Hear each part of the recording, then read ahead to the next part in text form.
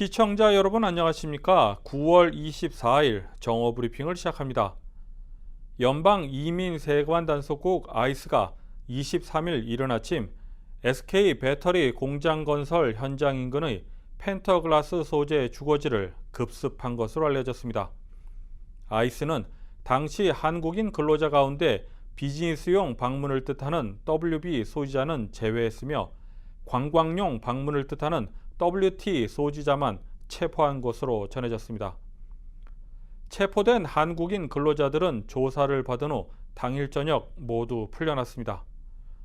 주 애틀란타 총영사관 관계자는 기자와의 전화통화에서 한국인 근로자들은 각자의 일정에 따라 한국으로 출국하기 위한 절차를 밟고 있으며 자진 출국인지 아니면 강제 출국인지 여부는 확인 중이라고 밝혔습니다. 한편 더그 콜린스 연방 하원 의원은 SK 배터리 아메리카 공장 건설 과정에서 벌어지고 있는 한국인 근로자 불법 취업 문제와 관련해 아이스와 CBP에 전면 조사를 요청한 바 있습니다. 켄터키주 대배심이 브레오나 테일러 사건과 연루된 3명의 경관 중 1명의 경관만 기소할 것이라고 결정하자 미국 전역에서 항의 시위가 진행되었습니다. 3명의 경관 중 현직 경관 2명은 발포가 정당했다는 판단에 기소되지 않았으며 해당 사건으로 인해 해고되었던 한 경관은 브레오나 테일러의 사망과 관련 없는 혐의에 대해서만 기소되었습니다. 해당 결정에 분노한 시위대가 전국에서 항의 시위를 진행했습니다. 평화적으로 진행된 시위도 있었으며 과격 양상을 보이는 시위도 있었습니다.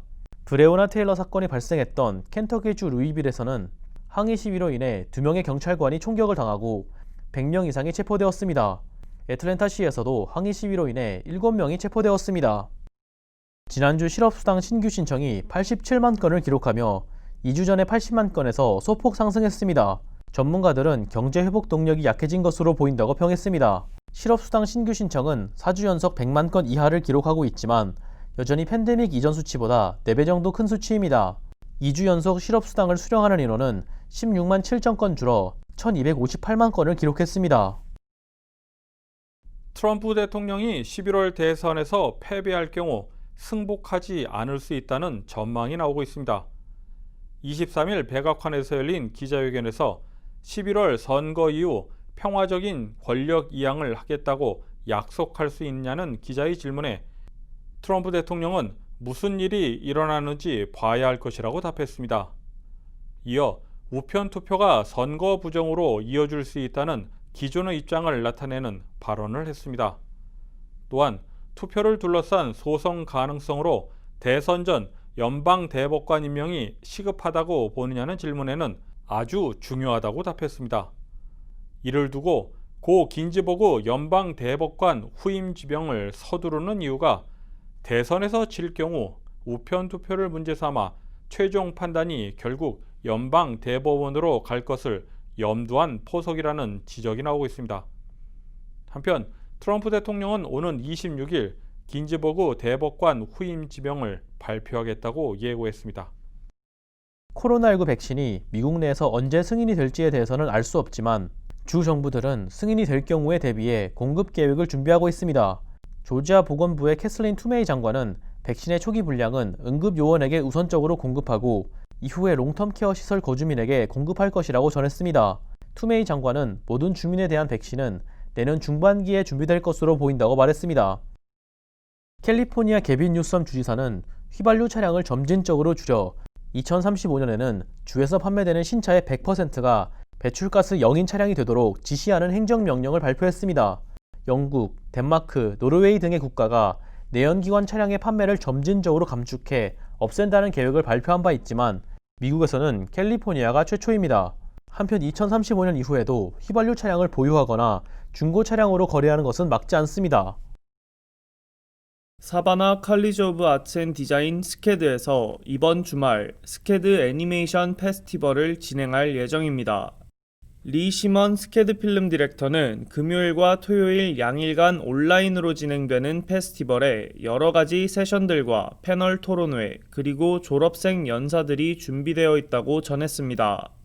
주말 동안 출연하는 패널들로는 드림웍스의 FX 슈퍼바이저 제이슨 메이어와 스티븐 슈이가트, 그리고 블리자드 엔터테인먼트의 아스라프 고니엠이 예고되었습니다. 니켈로디언의 여성들이라는 주제의 강의에서는 넷플릭스의 아바타 라스트 에어벤더를 제작했던 브라이언 코니에츠코와 아카데미 수상작 헤어러브의 감독 에베렛 다우닝 주니어, 그리고 CBS의 스타트렉 로어덱스의 제작자 마이크 맥마한을 비롯한 제작팀이 출연할 계획으로 알려졌습니다. 23일 열린 마이애미 히트와 보스턴 셀틱스의 동부 컨퍼런스 파이널 4차전에서 마이애미 히트가 112대 109로 승리했습니다. 마이애미는 어제의 승리로 인해 시리즈 스코어는 이제 3대1이 되었고 NBA 파이널까지 단 1승만을 남겨두게 되었습니다. 마이애미 히트의 신인 타일러 히로는 양팀에서 가장 어린 20살의 나이에도 불구하고 36분의 출전 시간을 보장받으며 자신의 기량을 증명했습니다. 히로는 동부 컨퍼런스 파이널 4차전을 통해 종전 앤드류 토니가 보유하고 있던 루키 시즌 벤치 출전 득점 기록을 경신했고 NBA 역사상 네 번째로 21세 이전의 플레이오프에서 30득점 이상을 기록한 선수가 되었습니다. 오늘 저녁에는 서부 컨퍼런스 파이널 4차전 경기로 로스앤젤레스 레이커스와 덴버 너게츠가 맞붙게 됩니다. 2020년 센서스가 9월 30일 마감됩니다. 연방 센서스국은 9월 20일 기준 미국 내 가구의 95.4%가 집계됐다고 전하며 이는 600만 가구 이상이 아직 응답을 하지 않은 의미라고 밝혔습니다. 또한 2020년 센서스 집계를 바탕으로 향후 지역사회에 지원되는 자금을 결정하게 된다며 센서스 참여의 중요성을 강조했습니다.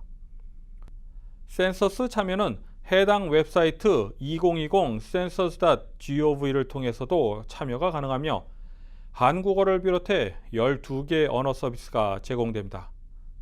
이상으로 정오 브리핑을 마칩니다. 보다 자세한 소식은 오늘 저녁 뉴스를 통해 보도해 드리도록 하겠습니다. 시청해 주신 여러분 고맙습니다.